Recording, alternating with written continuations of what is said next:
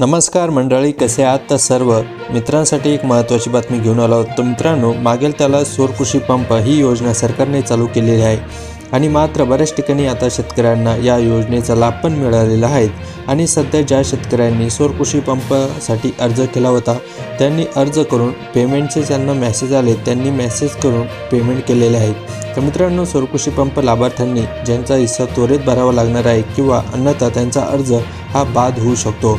तर ही संपूर्ण बातमी शेतकऱ्यांनी तत्काळ लक्षात घेताच आपली पुढील प्रक्रिया पूर्ण करून घ्यावी.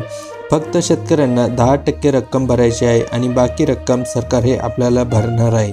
तर मित्रांनो, शेतकऱ्याचे दिवसाविजने स्वप्न पूर्णत्व नेण्यासाठी महावितरण कंपनी मागेल त्याला सौर कृषी पंप योजनेच्या अंमलबजावणीसाठी जलद गतीने कामाला लागलेली आहे.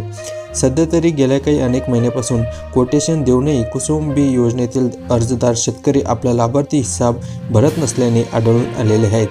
बीड जिल्ह्यातून सर्वाधिक जास्त 21,000साठी कोटेशन पाठवण्यात आले आहेत.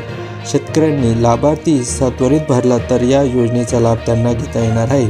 महावितरण लातूर परिमंडळात येणाऱ्या लातूर, बीड व धाराशिव जिल्ह्यातील कुसुम बी योजनेमधील 68,309 प्राप्त अर्जदारापैकी 39,634 अर्जदार शेतकऱ्यांना कोटेशन पाठवण्यात आलेले आहे. मित्रांनो, संपूर्ण बातमी आपल्या या व्हिडिओमध्ये तुम्हाला दिसतच असेल आणि ज्या शेतकऱ्यांनी पेमेंटचं ऑप्शन आले असेल आणि त्यांनी अजूनही पेमेंट केले नसेल त्यांचा अर्ज हा बाद होऊ शकतो. 10.5 लाख सौर कृषी पंप राज्यात 10.5 लाख सौर कृषी पंप बसवण्याचे उद्दिष्ट ठेवलेले आहे. तर 10 लाखापेक्षा जास्त पंप बसवण्यात येणार असल्याने कृषी पंपासाठी पैसे भरून वीज कनेक्शनची प्रतीक्षा करणाऱ्या सर्व शेतकऱ्यांना पेंडिंगचा प्रश्न सुटणार आहे.